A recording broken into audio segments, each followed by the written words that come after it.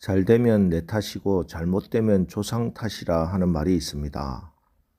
일이 잘 되면 내가 잘해서 이렇게 잘 된 것이라고 하고, 반면에 일이 잘못되면은 그것을 자기가 책임지고자 하지 않고 환경을 탓하고 다른 사람에게, 부모에게 책임을 전가합니다. 이것이 인간의 악한 본성이고 인간의 비겁한 모습들입니다.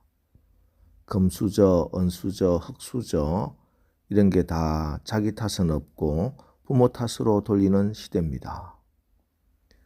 물론 우리는 환경의 지배를 받을 수밖에 없지만, 그러나 오늘 본문에서 하나님은 그게 아니다 하고 분명하게 말씀하십니다.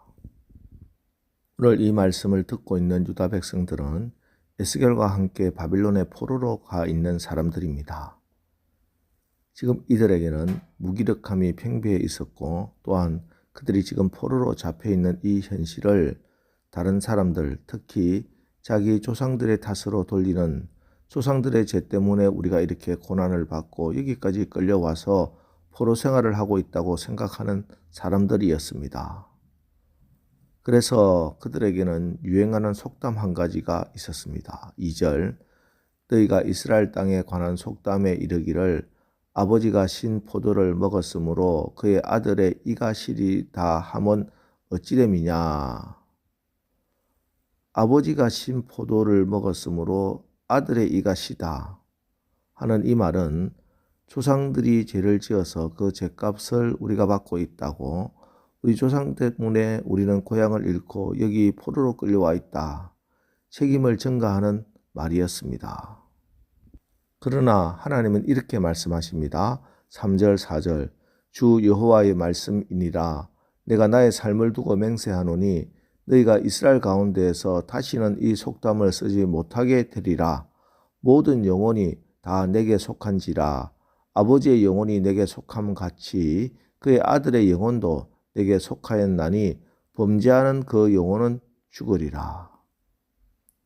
이들이 생각하고 있는 조상들의 죄 때문에 우리가 포로로 끌려왔다, 이 말은 반은 맞고 반은 틀린 말입니다.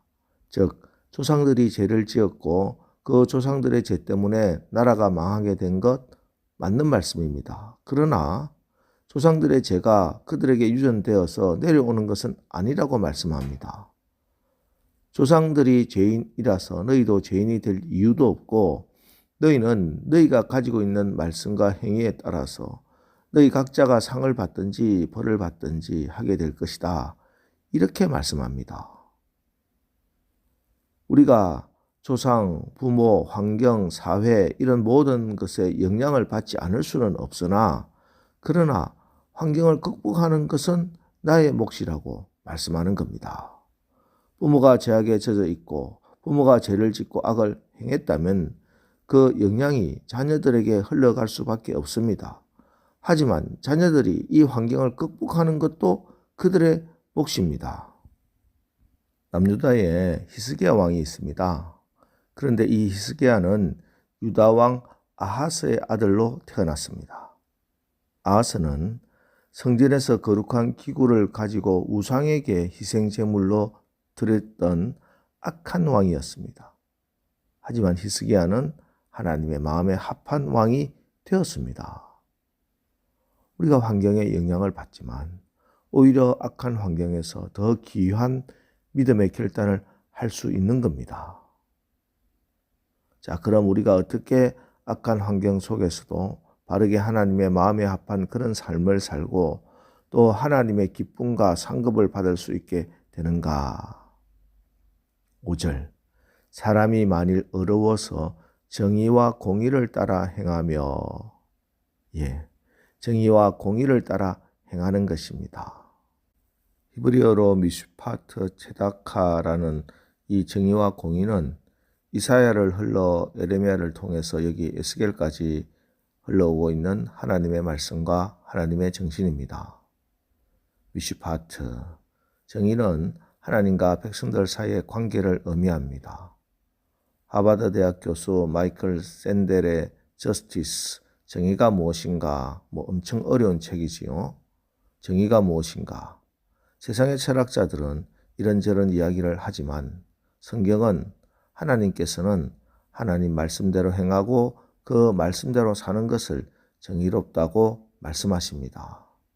인간의 정의가 문제가 아니라 하나님의 말씀이 그대로 행해질 때 이것을 정의라고 하는 겁니다.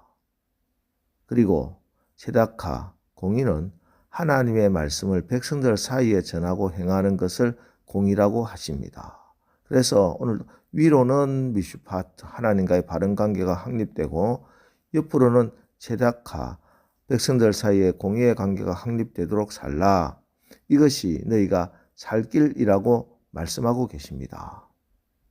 이 정의와 공의의 정신은 십계명의 정신이기도 합니다. 십계명의 첫 계명 돌파는 하나님과 백성들의 관계를 의미하고 두 번째 돌파는 백성들과 백성들 사이, 사람과 사람 사이의 관계를 정의하고 있는 율법입니다. 예수님께서도 하나님 사랑과 이웃 사랑을 가장 큰 계명이라고 말씀하셨습니다. 우리가 어떤 환경이든지 어떤 상황이든지 이것이 정의와 공의인가? 이것이 하나님을 사랑하는 것인가? 이것이 이웃을 사랑하는 것인가? 거기에 뿌리를 두고 내가 생각하고 판단하고 행동하고 있는가? 이것이 하나님이 오늘 우리를 판단하는 가장 중요한 근거가 될 것입니다. 부디 오늘 우리에게도 위로는 하나님을 향한 말씀의 정의가 우리의 삶에 그대로 이루어지기를 간절히 원합니다. 또 우리의 삶의 현장에서는 이웃과 사랑과 나눔의 공의가 이루어지기를 원합니다. 그래서 하나님께서 계속해서 말씀합니다. 21절. 그러나 악인이 만일 그가 행한 모든 죄에서 돌이켜 떠나 내 모든 율례를 지키고 정의와 공의를 행하면 반드시 살고 죽지 아니할 것이라. 악인이라도 지금이라도 회개하고 돌이켜 하나님과의 관계를 정의롭게 회복하고 이웃과의 관계에서 공의를 행하면 너는 죽지 않고 살 것이라고 말씀합니다. 반면에 선한 사람이라도 돌이켜 악으로 다시 돌아가 버리면 그는 하나님께서 심판할 겁니다. 자, 오늘 하나님께서는 돌이킴을 중요한 키워드로 보고 계십니다. 악한 사람이 돌이켜 정의와 공의를 행하면 살 것이고 선한 사람도 돌이켜 악으로 돌아가면 그 죄로 인해 죽을 것이다. 단순하지만 명쾌한 말씀, 우리에게 분명한 지침을 주는 말씀입니다. 부디 오늘 우리가 이 하루 살아가면서도 여러 사람, 여러 환경 경험하고 만나게 될 것인데 그 환경에서 자유롭기를 원합니다. 우리는 여전히 하나님의 정의와 공의를 행하는 사람으로 하나님의 말씀을 받아 하나님의 사랑을 전하는 하나님의 백성이라는 이 사실을 기억하고 오늘도 미슈파트, 제다카, 정의롭고 공의로운 삶을 살아가시기를 주님의 이름으로 축원합니다.